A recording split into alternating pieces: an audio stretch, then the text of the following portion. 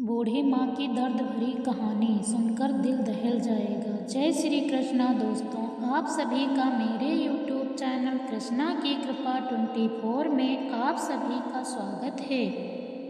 दोस्तों, इस वीडियो में हम आपके लिए एक बूढ़ी माँ की दर्द भरी कहानी को लेकर आई हूँ, जो आपके दिल को छू जाएगी।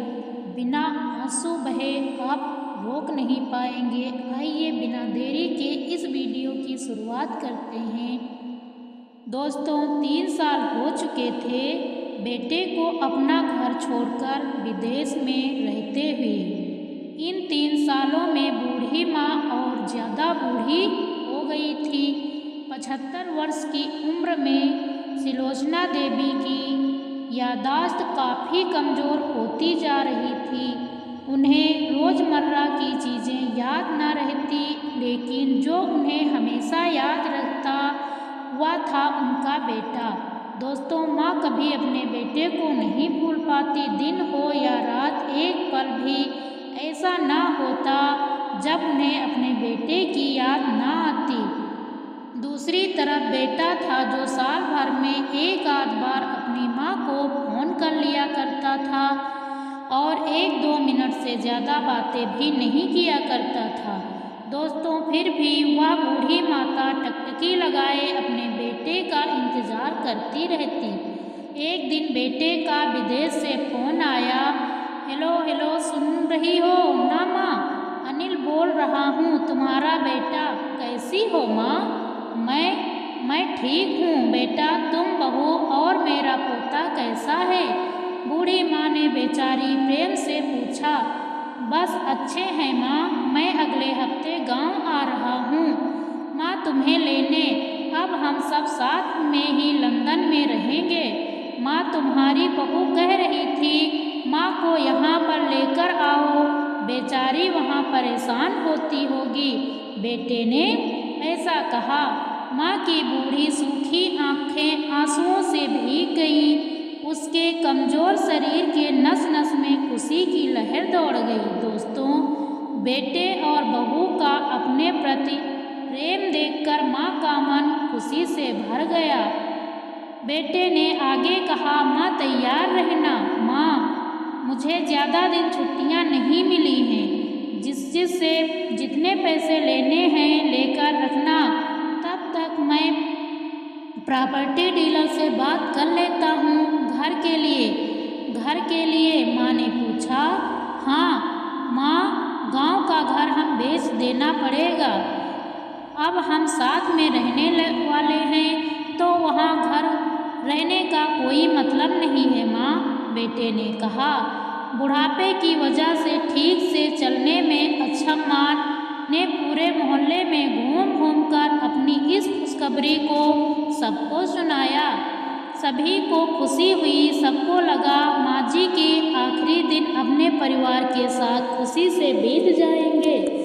घर वापस आकर माँ ने अपने घर के कोने में ऐसा जैसे देखा जैसे वह अपने दूसरे बेटे को देख रही हो। देखे भी क्यों ना, उसे उस घर को अपने बेटे से कम थोड़ी समझा था।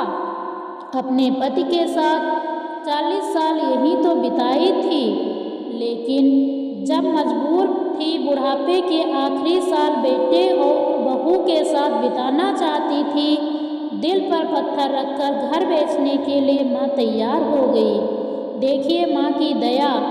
आनन फानन में बेटे ने घर को आधे दामों में बेच दिया। माँ ने ज़्यादा नहीं, लेकिन जिन चीज़ों से दिल लगा था उन चीज़ों को समेटा और बेटे के साथ टैक्सी में बैठकर एयरपोर्ट चली गई।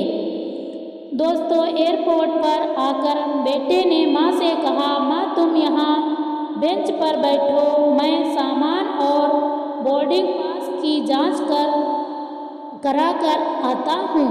वहाँ वक्त लगता है और खड़ा रहना पड़ता है, तुम्हें तकलीफ होगी, तुम यहीं आराम करो। मैं यूं ही गया और यूं ही आया।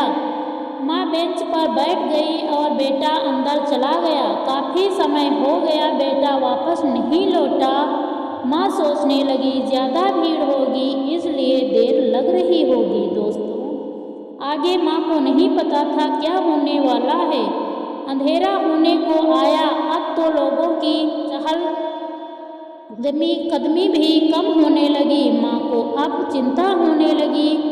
एक कर्मचारी ने आकर पूछा, किससे मिलना है माँ जी आपको? यहाँ पर क्यों बैठी हैं? डरती हुई आवाज़ में सुलोचना देवी बोली, मैं मेरा बेटा अंदर सामान की जांच कराने गया है। लंदन जा रहे हैं हम। क्या नाम है माँ जी आपके बेटे का? उस कर्मचारी ने पूछा। माँ ने कहा, अनिल नाम है मेरे बेटे का। ऐसा बताया। कर्मचारी अंदर गया और थोड़ी देर बाद लौटा।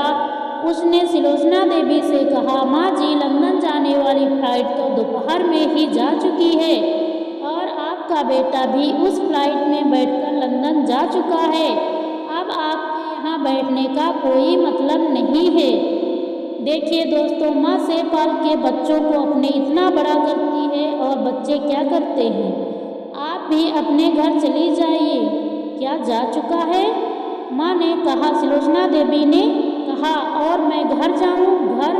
माँ की आंखों में आंसुओं की सैलाब उठने लगी। जैसे तैसे माँ घर पहुँची। जो अब उसका था ही नहीं, बिक चुका था। वो वहीं बरामदे में तुलसी के पास सो गई। घर के नए मालिक को उस पर दया आई तो एक कमरा किराए से उसको दे दिया।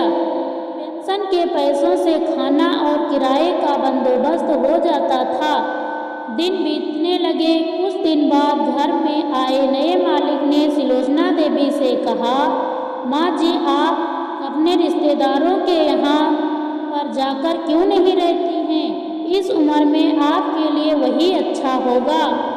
अच्छा तो होगा, लेकिन अगर मेरा बेटा वापस आया तो उसका ख्याल कौन रखेगा? मेरा बेटा बहुत भोला है, उसने अपना ख्याल रखना बिल्कुल नहीं आता। मैं कहीं नहीं जाऊंगी, क्या पता कब उसे मेरी ज़रूरत पड़ जाए। देखिए दोस्तों, माँ की ममता कभी नहीं ख़त्म होती है। बेटा माँ के साथ चाहे जैसा करे। दोस्तों सच बता रही हूँ, माँ को ऐसी बातें सुनकर मेरी आंखों में आंसू आ गई। किसी ने सच ही कहा है, पूत कपूत हो सकता है लेकिन माता कभी कुमाता नहीं हो सकती है। दोस्तों आप सभी से हाथ जोड़कर विनती करती हूँ, अपने माता पिता की जितनी भी हो सके सेवा करना, उनके साथ कभी बुरा बर्ताव मत करना। अगर आपको यह कहानी, एक बूढ़ी माँ की दर्द भरी कहानी ज़रूर पसंद आई होगी। अगर कहानी पसंद आई हो तो इसे शेयर करना बिल्कुल ना भूलें। दोस्तों ऐसी कहानी पाने के लिए चैनल को सब्सक्राइब करना ना भूलें और कमेंट बॉक्स में जो जिस लोगों को माता से प्यार है सभी लोग लव यू माँ अवश्य लिखें। Thank you so much.